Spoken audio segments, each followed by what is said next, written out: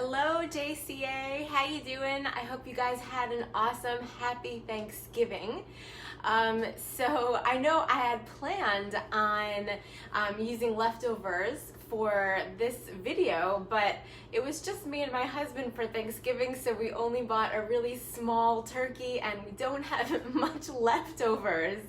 So I think I cooked appropriately for the two of us, and we don't have too many Thanksgiving leftovers. So, but what I did have was a lot of sort of like scraps of leftover raw vegetables and foods that I didn't use. And so I thought, well, how can I combine all these sort of odds and ends that I had left over and make a meal? And that is what Instapot is perfect for. I should say Instant Pot, because I've looked that up and I say Instapot, but it is called an Instant Pot. And so I thought, okay, I'm gonna use up all of these like odds and ends and vegetables. And the reason I'm excited about doing that is because I don't ever like to throw anything away.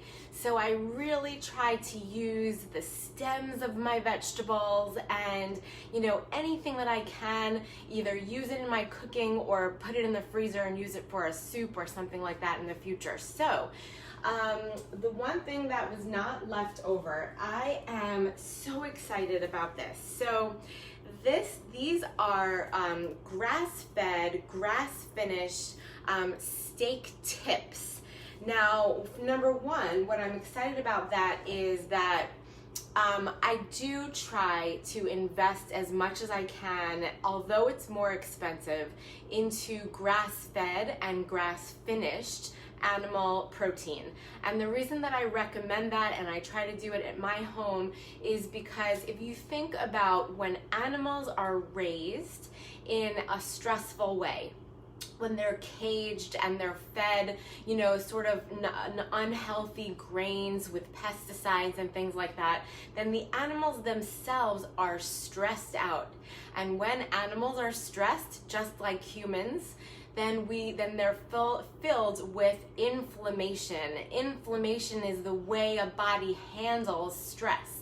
You know, whether it's emotional or physical or however, any type of stress that your body is under, it's going to cause inflammation. It's going to tell your body that you need to send out cells to fix or heal this issue, this problem that is taking place, whether it's a physical injury, a germ that you ingest or inhale, or even an emotional stress. All of those will cause the same stress chemistry, the same immune reaction in your body. And when animals are stressed, then they are inflamed. And when we eat that meat, then we're getting the inflammation that they have in them. So the more we can choose animal protein where the animals were raised and roam freely in the grass and they fed on healthy grass the entire time that they lived. And that's what it means when we say grass-fed and grass-finished, because you can see animal protein in the supermarket that was grass-fed at some point in their life. However, towards the end of their life is when they were no longer fed grass, and the farmers will then feed them grain and, you know, like try to make their meat a little bit bigger and fatter and stuff like that. So they're not actually spending their entire life being grass-fed. So that's why it's important, if you're going to invest in this kind of meat, that you find out, is it grass-fed and grass-finished? Very important tip.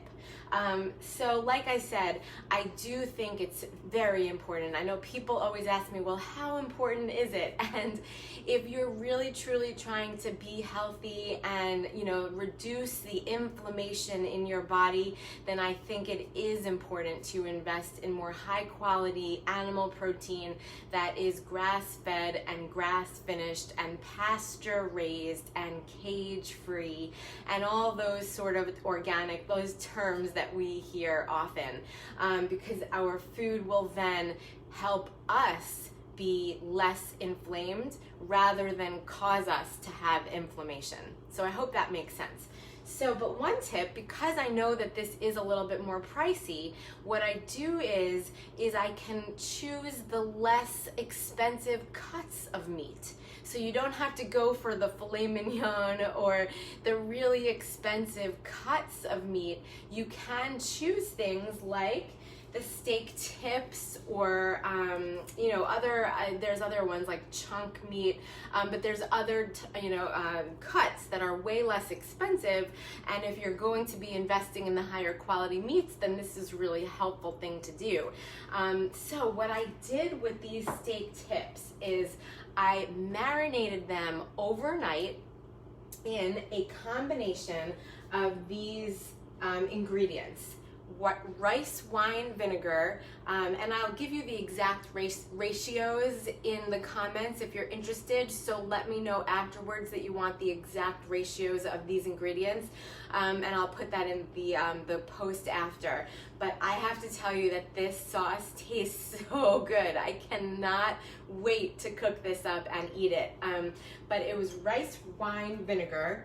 It was coconut aminos, which is my replacement for soy sauce, which I talk about all the time. You're probably bored of hearing me say this, but soy sauce is sometimes causes an insensitivity in some people. Soy in the United States is not always the most healthy because it's genetically modified and has all kinds of other chemicals added to it. So coconut aminos, it just tastes exactly like soy sauce, found in the condiment aisle right next to the teriyaki sauces and the real soy sauce. So coconut aminos, rice wine vinegar. I had some toasted sesame oil. Oh my gosh, only a little bit you need for this. You don't need a lot because a little goes a long way, but it really adds a delicious flavor. So sesame oil, some honey for a little sweetness. So I always, whenever I'm making a sauce, I always like to have a little sweet, a little savory, a little acid, which was what the rice wine vinegar did, a little salt, all those different like sort of taste buds, making sure when you're making a sauce that that's what it has. And then a little just spicy brown mustard. But then I also minced some garlic and some ginger, and then I added a little salt and pepper, some onion powder, garlic powder, and some chili powder, I think. So this sauce was so good. I tasted it, as I was making it, and it really was so good. So I marinated the meat overnight in that, and what I'm going to turn my Instant Pot on to saute, and I'm gonna add a little bit of that sesame oil to the bottom of the Instant Pot. You can remember that I always try to use oils that are meant for high temperature cooking when I'm going to be cooking at higher temperatures, because I don't want the oil to burn. That's really important. Just like, you hear that like when you really char your meat, that could be carcinogenic. Those same carcinogenic compounds that form when you char meat can also form when you burn oil. So that's why it's important to choose oils that have a higher smoke point when you're going to be cooking at higher temperatures, so that you're not making those compounds that are less healthy for you. So the Instant Pot, when you put it on saute, it gets hot really fast. And I actually want to measure out the amount. Give me 1 second. Let me just get a tablespoon. I just want to measure out the amount of sesame oil that I'm using, because, like I said, a little goes a really long way. So I'm just going to use about 2 tablespoons. And you may already hear, I don't know if you could hear it, but it's already really hot in that pot. So I'm going to take out my steak tips that I've been marinating in that really delicious combination of coconut aminos, rice wine vinegar, honey, mustard, sesame oil, some garlic and ginger. Oh, and I forgot to tell you, I added a tiny bit of this red curry paste. This is really spicy. Or I should say hot actually. And I don't love when my food is so hot that you can't taste it. My husband likes it a little more hot than I do. So I just added a really tiny bit, like probably 1/4 teaspoon to that sauce that I made last night. So this was marinating all night. And just so you guys know, I wish you were here, but I can already smell that sesame oil. Oh, that is the most delicious smell. I really wish that you were here to smell it, but certainly try this on your own. And by the way, you do not have to have an Instant Pot to do this. You can absolutely either use a crock pot, or you can even on the stove top sear the meat just like this. And then the only difference is that it just takes longer. Like the Instant Pot, once you cover it, you know, it won't take more than like a half an hour between the, you know, the sealing of the pot and the cooking and then the unsealing. But on the stove top, you would probably want to cook it a lot longer just because you really want the meat to soften so that it like pulls apart. Okay. So this is already going. So this is what I'm going to do. I'm going to be searing the meat in here just so that it gets brown on all the different sides. And once that's all brown, I'm probably going to make a little well in there because I did mince some garlic. And so I'm just going to add a little bit of that minced garlic to the pot to let it like melt. I love my food to be really garlicky. I love the taste of garlic and onion and things like that. So that's going to be in the middle. And then what I have to add, like I said, I was really working to use up the scraps and the ends of vegetables that I didn't cook with over the holiday. So I had this whole head of cabbage that I didn't use. I had the stems of broccoli. So I never throw this broccoli stems away. I either will use it like this in the Instant Pot because that will really make it tender and soft. You could roast them just like you would regular vegetables, or you can put them in a bag and then use them to make soup or something like that another time. I also had 2 peppers left over, and what I like to do is season my food in layers. You will always hear me saying that because that's how you can make sure that everything that you're cooking has really good flavor. So I'm going to season this. Let me just check on this meat and see if maybe I can't move it around a little bit and make sure that all the different sides are getting browned.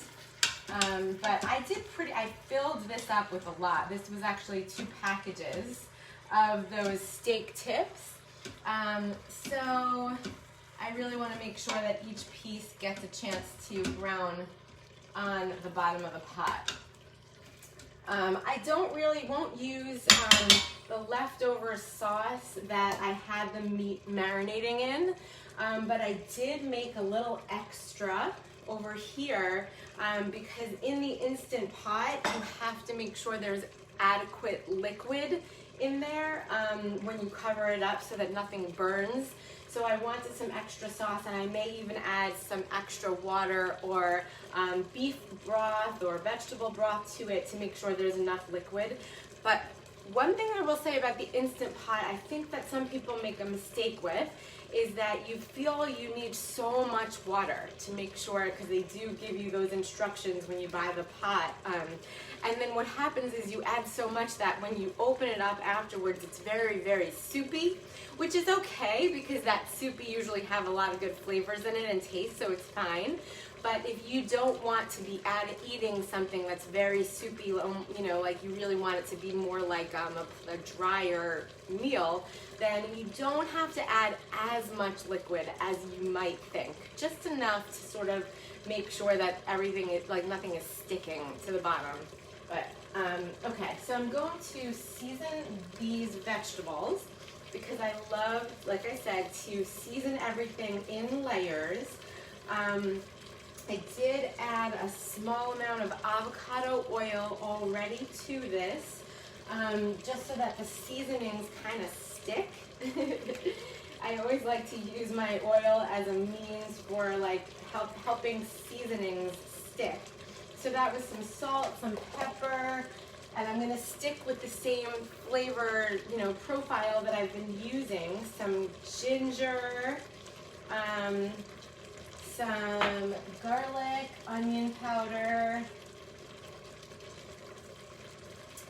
and then my last two will be some chili powder, for just that little bit of like special spice or heat, I guess you might say.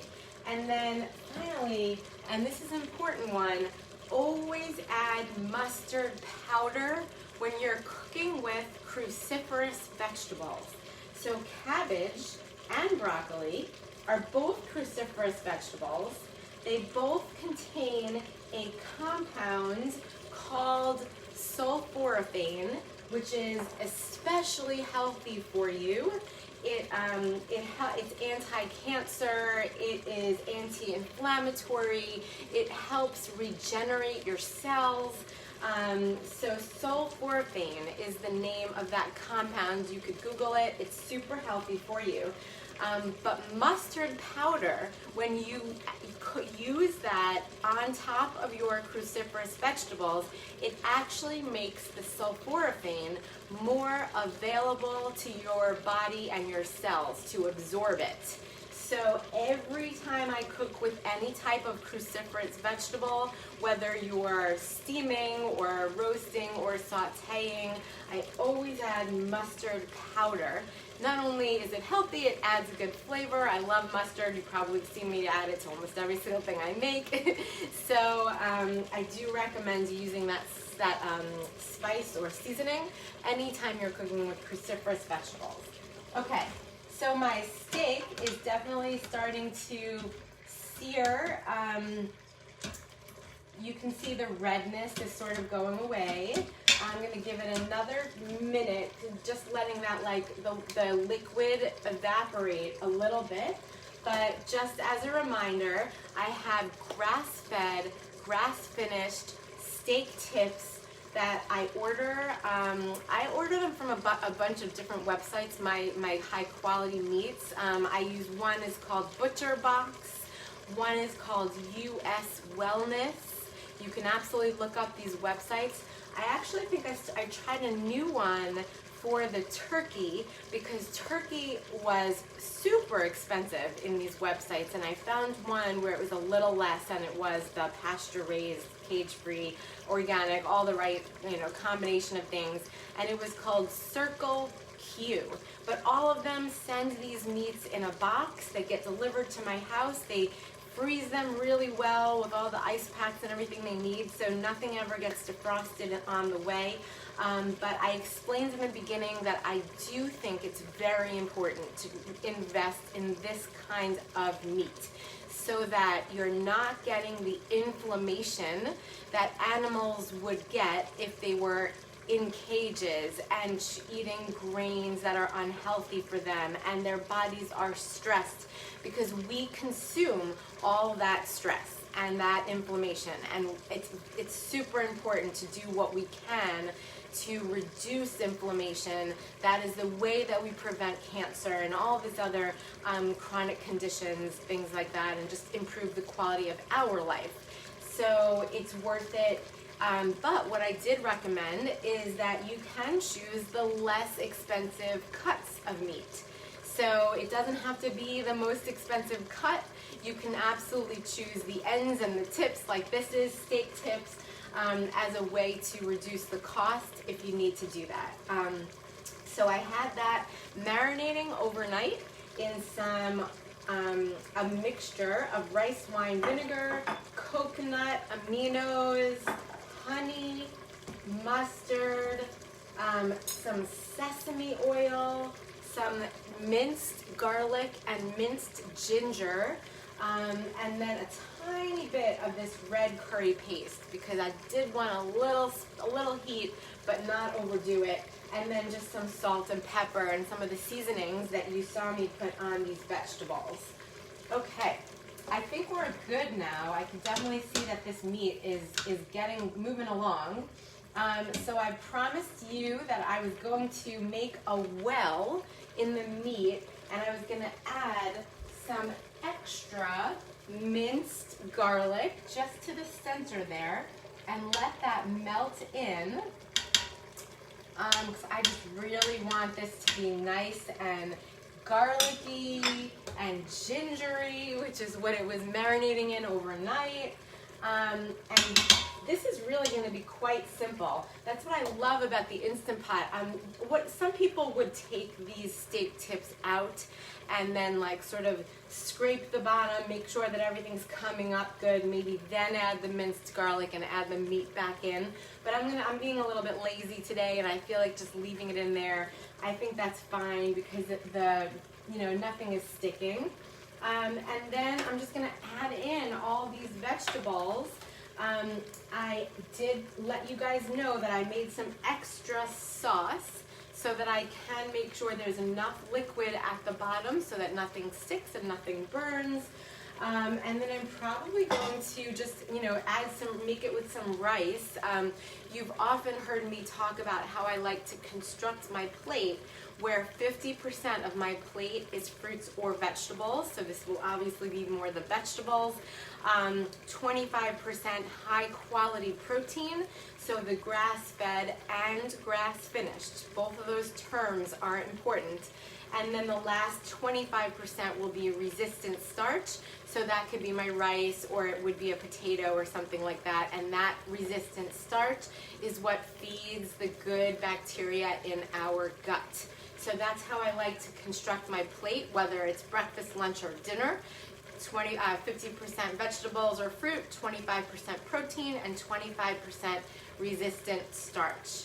And what I love is all these cruciferous vegetables. You can actually try to consume cruciferous vegetables at almost every single meal. I would try to have cruciferous vegetables every single day. It is so protective against things like breast cancer and other types of cancer, colon cancer.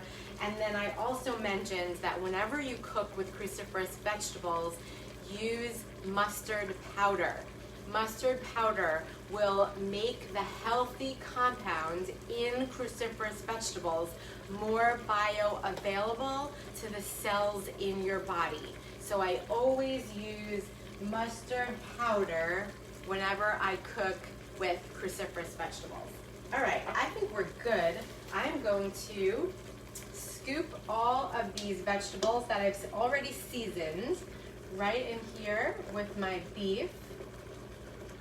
And I have to be a little bit careful here because I can see all these vegetables falling all over my kitchen counter if I'm not careful.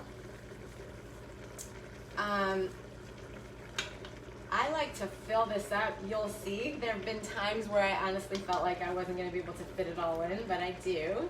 And it does cook down a lot. Okay. So again, as I mentioned before, you definitely have to add liquid to make sure that there is enough liquid at the bottom, but you don't have to go overboard. I think some people feel they have to go overboard with the liquid, and then when they open it up later on, it's very soupy. And I don't really want this to be so soupy. I'll be happy with a little sauce, but nothing, I don't want it to be like I'm eating beef soup. Okay, so just mixing it all up together, and then I'm gonna add in that extra sauce that I made that was pretty much the same as the combination that I already told you that I marinated the meat in overnight. Okay, and then yeah, okay, now if you for some reason, what I'm gonna do is I'm gonna cover it up, and then you have to make sure this is sealed so that the air is not venting. and then just put it on meat stew. Oh, cancel this, saute, meat stew. 15 minutes, I think that's perfect. You could always change the numbers if you feel, as you get to know your Instant Pot, that things maybe take a little longer, a little less. What was I going to say? Oh, that's what I was going to say. If, for some reason, because I mentioned that I don't think you have to add as much liquid as some people think. So if, for some reason, this starts to blink and it says the word burn, because that is what would happen if you didn't add enough liquid, it's okay. Don't get overly scared. Just open it up, you know, scrape it from the bottom, make sure nothing is sticking, and add a little more liquid. And then try again. It's not, you know, it's just the way this machine will tell you that you didn't add enough, but it's okay. Don't worry. Just like I said, I would almost rather err on the side of not putting too much liquid because I don't want it to be so soupy when it's done. But it will tell you, the machine will tell you if it wasn't enough, and you just open it up, add a little more liquid, you know, mix it up good, and then just close it and try again. Okay, so to review, I had my grass-fed and grass-finished meat. It's important when you're choosing the higher quality meat to not only look for grass-fed, but also grass-finished. Because if it's only fed, then that does not mean that it was fed grass for its entire life. It could have been fed grass for a short period of time, but then the rest of its life it was put onto grains and caged and all other kinds of things. And so grass-fed, grass-finished, I order it online from places like ButcherBox, US Wellness. I tried my turkey from a place called Circle Q. So there's a whole bunch. Just look for grass-fed and grass-finished. Those are the important things. Why is that important? Because then the animals are not inflamed.